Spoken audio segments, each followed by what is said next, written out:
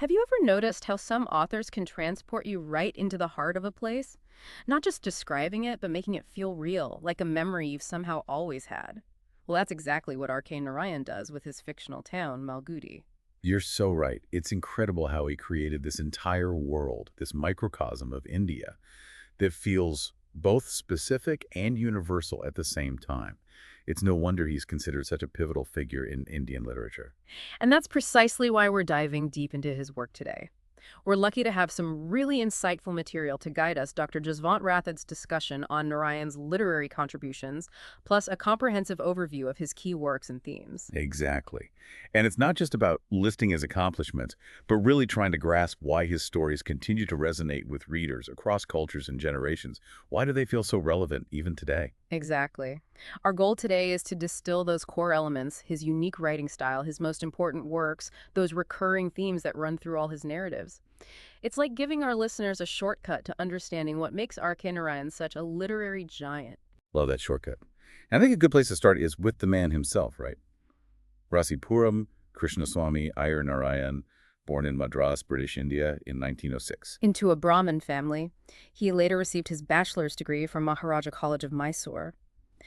Something that struck me right away was how he's often hailed as a pioneer of Indian literature in English. What makes his contribution so significant in that context? It's really about how he opened up Indian culture and sensibilities to a global audience. Imagine, through his stories, he essentially created this window for readers around the world to understand the nuances of Indian life, its complexities, its beauty. And he did it in such a captivating way. It's no surprise he drew comparisons to some major literary figures. Like some critics liken his writing style to William Faulkner, that immersive, almost poetic prose. Right, and then there's the way he structured his short stories, often drawing parallels with Guy de Maupassant, that master of concise, impactful storytelling. And then there's the label, the South Indian E.M. Forster, which speaks volumes about his ability to capture the intricacies of social dynamics, the often unspoken tensions that simmer beneath the surface. And there's that fantastic quote by John Updike who said, Narayan was a writer of a vanishing breed. The writer is a citizen who deeply identified with his subjects and believed in the significance of humanity. I love that. It highlights his profound empathy, his ability to truly inhabit the lives of his characters. And speaking of inhabiting different roles, it's fascinating to consider his early career as a reporter for the Justice newspaper in Madras. It focused on non-Brahmin rights, which suggests a certain social awareness even in his early years. Do you think this experience shaped his later fiction in any way? It's hard to say for sure, but it definitely suggests an early sensitivity to the complexities of Indian society, the various social strata, and the challenges faced by different groups.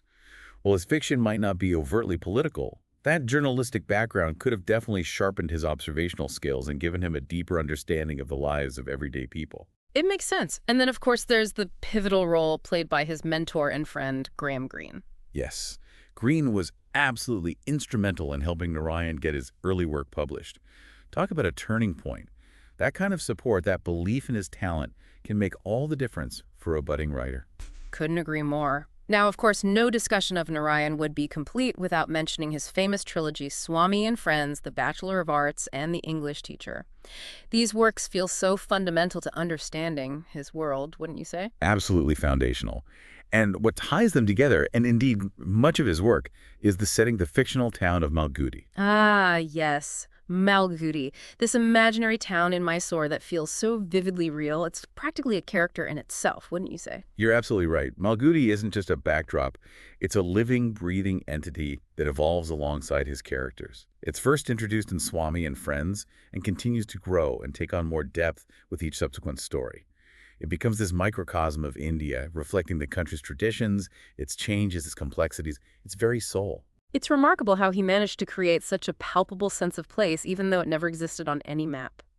Okay, let's jump into those key works, starting with Swami and Friends, published in 1935. It takes us back to pre-independence India, to 1930s Malgudi, and introduces us to the unforgettable 10-year-old Swaminathan, better known as Swami. Swami and Friends is a beautiful entry point into Narayan's world.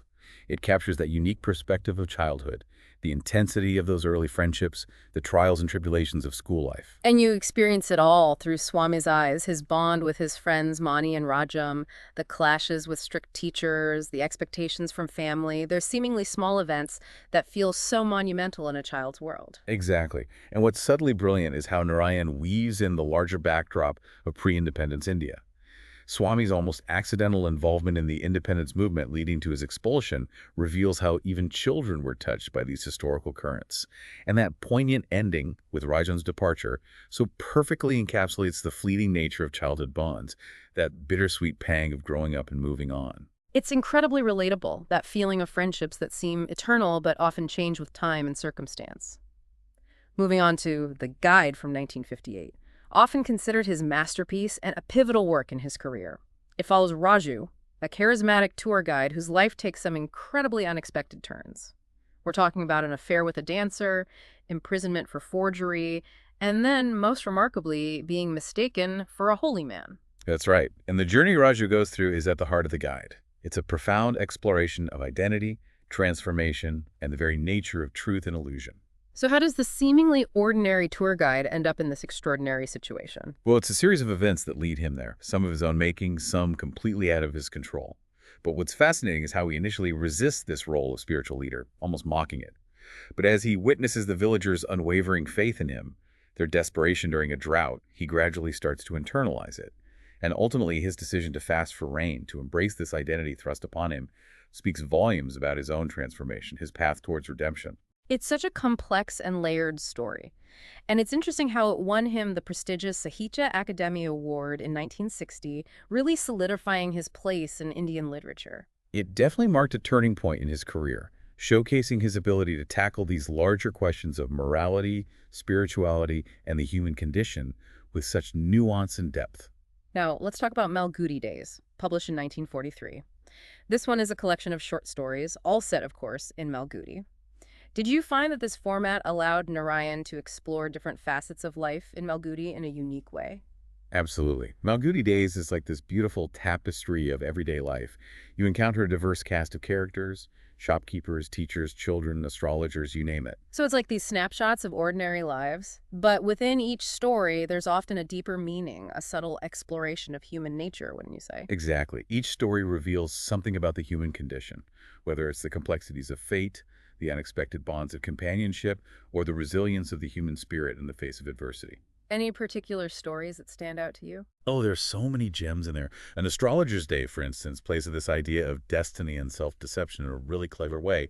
And then there's The Blind Dog, which so tenderly portrays the unlikely friendship between a man and a stray dog, and Selvi, which touches on the challenges faced by women seeking independence within a traditional society. And the fact that Malgudi Days was adapted into such a popular TV series speaks volumes about its enduring appeal. It truly brought Malgudi to life for so many people, allowing them to connect with these characters and stories on a personal level. Next up, we have The English Teacher from 1945. This one is described as semi-autobiographical, drawing heavily from Narayan's own life, particularly the loss of his wife. It follows Krishna, an English instructor navigating grief and searching for meaning.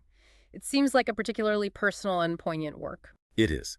It's considered one of his most emotionally resonant novels.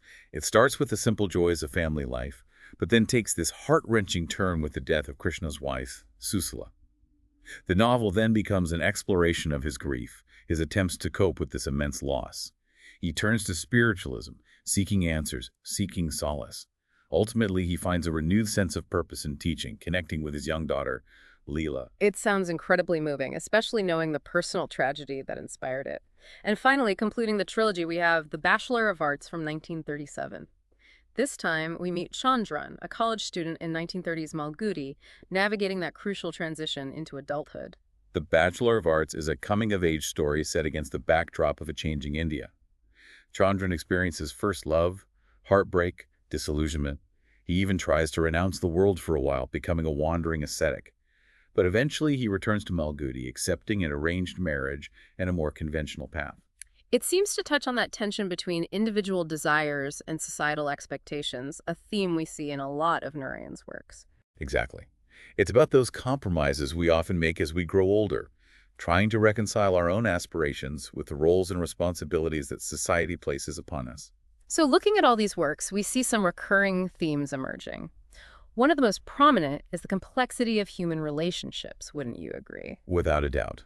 Whether it's familial bonds, friendships, or romantic relationships, Narayan portrays these connections with incredible depth and sensitivity. You see it in the love between Krishna and Susila in The English Teacher, the camaraderie and occasional conflicts between Swami and his friends in Swami and Friends, the shifting dynamics between Raju and Rosie in The Guide. And those relationships aren't always harmonious. They're full of tensions, misunderstandings, moments of profound connection, and moments of painful disconnect. Exactly. And then there's that ongoing tension between tradition and modernity, especially in a post-colonial India.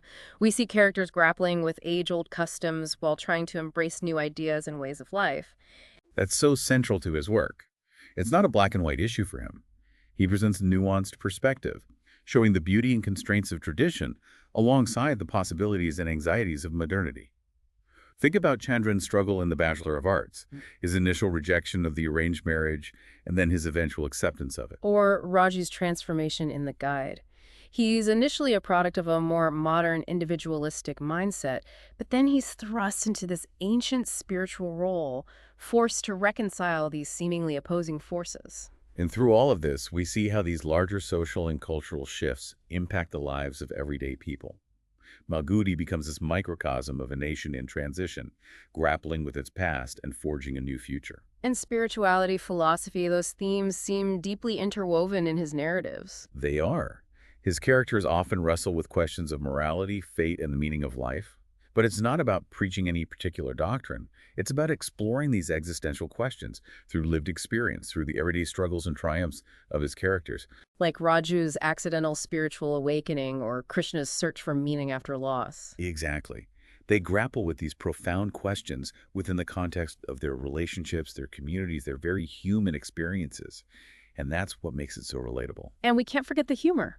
Narayan had this incredible ability to find humor in the mundane, in the quirks of human behavior. It's what makes his stories so delightful to read.